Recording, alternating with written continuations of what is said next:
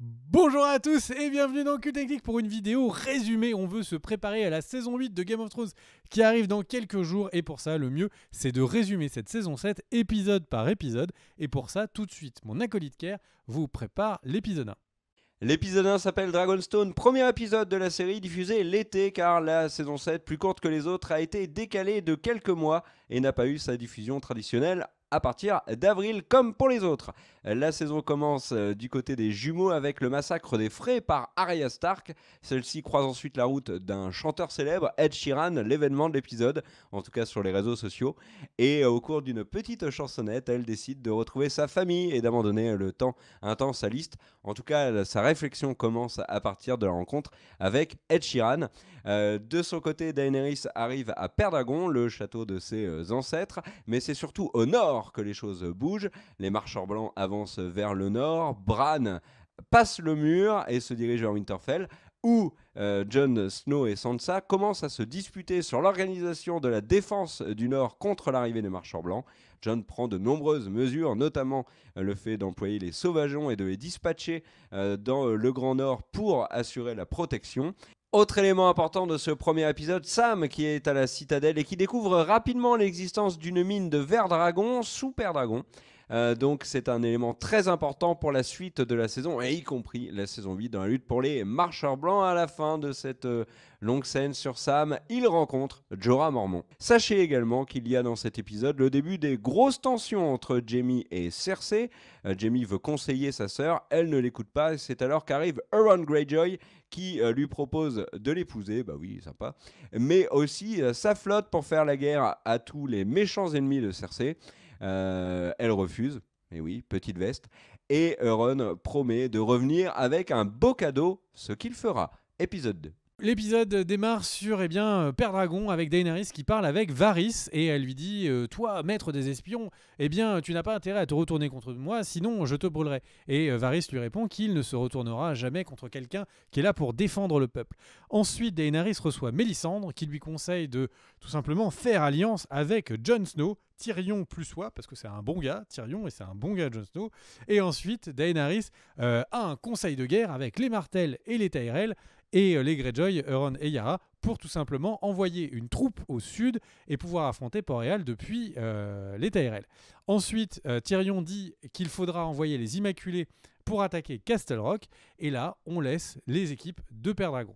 On passe du coup à Winterfell où Jon Snow reçoit le courrier de Daenerys, refuse d'aller s'allier à Daenerys, puis apprend par Sam, par un courrier, par un e-corbeau comme on dit, tout simplement qu'il y a d'énormes réserves de Verdragon à Pendragon. Il décide donc de s'allier à Daenerys et de laisser le nord à Sansa.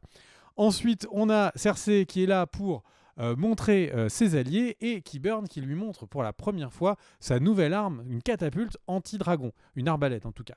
Ensuite, une baliste. Ensuite, on a Sam qui est là pour soigner Jorah Mormont, enfin, c'était temps. Et Arya qui arrive dans une auberge où elle découvre Tourtechaude qui lui dit qu'enfin Winterfell est libre et qu'il faut qu'elle se dépêche pour retrouver sa famille. Sur le chemin, elle tombe nez à nez avec, ou nez à museau, avec tout simplement Numeria et qui était retournée à l'état sauvage. Les deux décident de partir chacun de leur côté. L'épisode termine sur la flotte de Yara et Theon Greyjoy qui est complètement à feu et à sang parce qu'elle s'est fait intercepter pendant qu'ils partaient chez les Tyrell par les flottes de Euron. Euron qui tue les Martels, qui capture Yara, Theon s'enfuit, ce qui nous donne la fin de l'épisode 2. Épisode 3 mon cher Kerr. Le troisième volet de cette saison 7 s'appelle La justice de la reine, en référence à Cersei, qui sera particulièrement cruelle dans cet épisode, qui commence à Pendragon avec l'arrivée de Jon et Davos. Mélisandre en profite pour s'en aller parce qu'elle sait que si elle recroise Jon et Davos, ça va mal aller.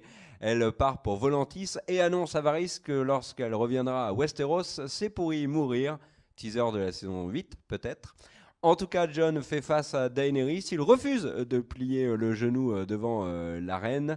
Et ça crée quand même de sacrées tensions entre eux. Tyrion explique à Daenerys que Jon est un allié qu'il faut avoir. Les deux personnages rediscutent un petit peu ensemble après.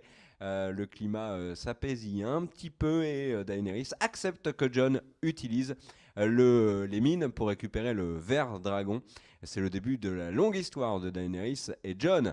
À la citadelle, Jorah va beaucoup mieux et s'en va. Sam est félicité pour l'avoir soigné et il a accès à des livres qu'il n'avait pas encore jusqu'à présent, ce qui est très important. Pour la suite, à Port-Réal, Euron arrive avec ses prisonniers, tel un héros. Cersei le nomme commandant de la flotte royale, donc un poste très important. Et puis ensuite, Cersei a fait preuve de beaucoup de cruauté avec Tien, la Spique des Sables, qui est empoisonnée, attachée devant sa mère Ellaria Sand, qui elle n'est pas empoisonnée et qui va assister impuissante à la lente agonie de sa fille avant elle-même de mourir de faim dans un cachot. Une des scènes les plus cruelles de Game of Thrones. À Winterfell, on assiste à un des moments les plus touchants de la saison, les retrouvailles entre Bran et Sansa Stark. Ils ne s'étaient pas vus depuis l'épisode 2 de la série, ça commence à dater. Et Bran très rapidement lui explique ses nouvelles capacités, c'est la corneille aux 3 yeux, et il fait notamment référence au terrible viol dont a été victime Sansa par Ramsay Bolton. Mais l'épisode se conclut par plusieurs scènes de bataille qui étonnent énormément. Du côté de Castral Rock, Tyrion aide les Immaculés à passer par les égouts, puisque c'était lui qui avait en charge les égouts, c'était ce qu'avait demandé son père Tywin à l'époque, il y a très longtemps. Les Immaculés prennent Castle Rock très rapidement avec peu de défense. Et pour cause, Euron Greyjoy est actuellement en train de couler tous les bateaux des Immaculés qui se retrouvent alors coincés sur le continent. Un sacré coup dur pour l'armée de Daenerys. Au même moment, Jaime est en train d'attaquer au jardin d'Olenna Tyrell, qui va mourir empoisonnée. C'est ainsi qu'elle a choisi d'être exécutée. Et dans son dernier souffle, elle révèle à Jaime que c'est elle qui a tué Joffrey. Elle lui dit également de grandement se méfier de Cersei. Épisode 4, et donc on voit Jaime qui ramène Lord et Tyrell à Port-Réal, en tout cas vers le chemin de Port-Réal, et Cersei justement discute avec la Banque de Fer de comment elle pourra utiliser cet argent pour s'acheter la fameuse compagnie dorée de 10 000 hommes. On arrive ensuite du côté de Winterfell, où on voit tout simplement Littlefinger qui offre un acier valérien à Bran, sauf que manque de bol, c'est le couteau qui avait servi à essayer de tuer Bran lors de la première saison.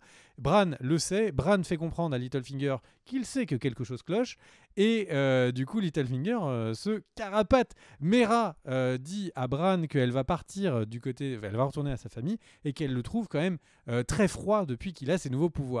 Mais c'est sans compter l'arrivée de Arya qui revoit son frère Bran, qui lui fait comprendre qu'il a des pouvoirs, qui lui dit et qui lui nomme sa liste, et qui lui offre le fameux couteau en acier valérien en disant qu'elle aura plus d'utilité que lui. Et ensuite, donc Arya va s'entraîner directement avec Brienne of Tarth, l'une contre l'autre, et on se rend compte que c'est une joute où elles sont presque à égalité. On a ensuite cette scène où on a Jon Snow qui crapahute dans les caves souterraines des grottes de Père Dragon avec Daenerys, où on voit qu'en fait il y avait une alliance contre les marcheurs blancs des premiers hommes et des enfants de la forêt, en utilisant donc ce Ver Dragon. Daenerys sort de cette zone pleine d'émoi et elle apprend que les Tyrell se sont fait défoncer du côté du sud de Westeros, ce à quoi elle répond par la violence. Tout le monde lui dit mais calme-toi, tu n'es pas violente, ce n'est pas ta nature. Et donc elle décide de partir, et pendant ce temps-là tout le monde s'inquiète, mais Missandei rappelle à Jon Snow que c'est une leaduse qu'ils ont tous choisie et qu'elle est très empathique. Et très empathique, elle l'est ou peut-être pas, parce qu'elle va découvrir les armées de Jaime et de Bronn, qu'elle va mettre à feu et à sang, au point que Jaime tombera dans un lac où on pense qu'il va se noyer à la fin de l'épisode. On apprend juste que Lor a réussi à atteindre Port-Réal juste avant tout ça. Épisode suivant. L'épisode 5 s'appelle Fort-le-Vent et il nous rassure très vite. Jaime est en vie, il a été sauvé par Bronn. Le père et le frère de Sam n'ont pas eu cette chance, ils sont brûlés par Drogon pour avoir refusé de plier le genou devant Daenerys. L'attitude de la reine des dragons fait flipper Varys et Tyrion. Au nord, notre ami Bran observe avec ses pouvoirs de Zoman l'avancée des marcheurs blancs vers le mur, rien ne les arrête.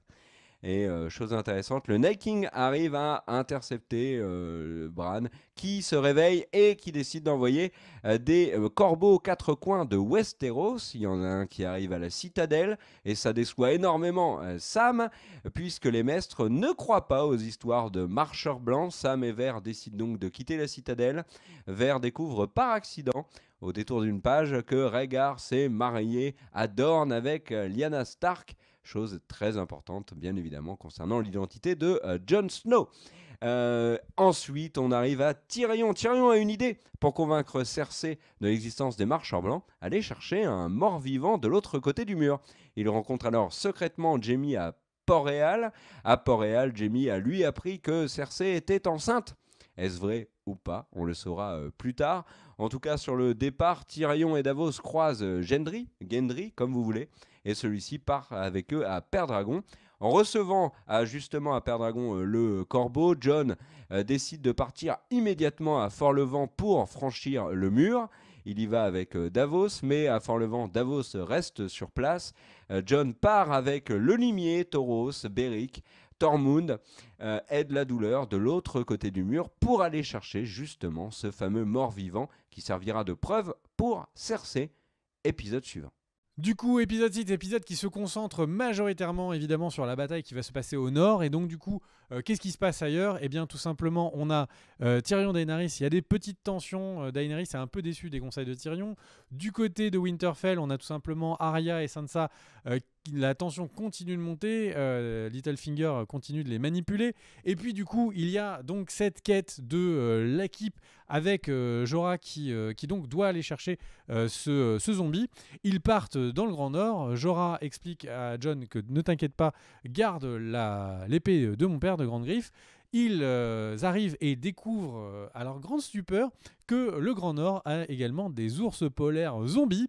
Ils l'affrontent. Malheureusement, Thoros de Myr en fait, est blessé pendant le combat. Ils arrivent à tuer l'ours polaire. Puis ils arrivent sur une escouade avec un marcheur blanc et plein de zombies. Ils tuent le marcheur blanc, ce qui décime tous les zombies.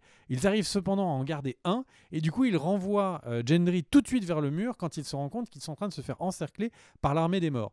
Là, ils arrivent au milieu d'un lac. Du coup, ils profitent de cet avantage géographique pour se mettre en sécurité. La sécurité reste pendant la nuit quand tout d'un coup, au petit matin, ils se rendent compte que Thoros de Myr est mort et que les zombies vont arriver et les tuer. Quand tout semble perdu, Daenerys arrive avec ses 3 dragons pour les sauver. Mais évidemment, surprise de surprise, c'est Game of Thrones. Le roi de la nuit envoie un javelot de glace et tue le dragon Viserion. Ils sont tous au sol, c'est la panique. Jon Snow décide de faire signe à Daenerys de s'échapper avec tous les dragons pendant que lui reste seul au sol avec les zombies. Il tombe à l'eau, il va mourir, mais non, c'est Jon Snow, il revient toujours. Il revient et en plus Benjen Stark qui sort de nulle part. Et oui, cousin, oncle Benjen est là pour le sauver et il lui donne son cheval, meurt. Donc Benjen meurt et se laisse en tout cas avaler par tous les zombies pendant que Jon Snow est renvoyé vers le mur. Au mur, il arrive pile au moment où le bateau de Daenerys allait partir. Là, sur le bateau, il est découvert. Daenerys se rend compte de ce corps musclé, velu et à la fois couvert de cicatrices, qui donc fait comprendre à Daenerys qu'il a effectivement déjà été tué. Daenerys lui dit « Je comprends que c'est un combat des morts contre les vivants, je serai ton allié ». Jon lui dit « Tu seras ma reine, en tout cas, je serai ton allié ». Et là, du coup, pendant qu'il se donne la main de manière très sympathique, le roi de la nuit en profite pour résurrecter, c'est le bon terme si on ne parle pas français, eh bien, tout simplement, le dragon Viserion. Après un épisode intense, le plus long de l'histoire de la série, qui, petite anecdote, avait leak quelques jours avant sur HBO Nordique, c'est la grande spécialité de HBO.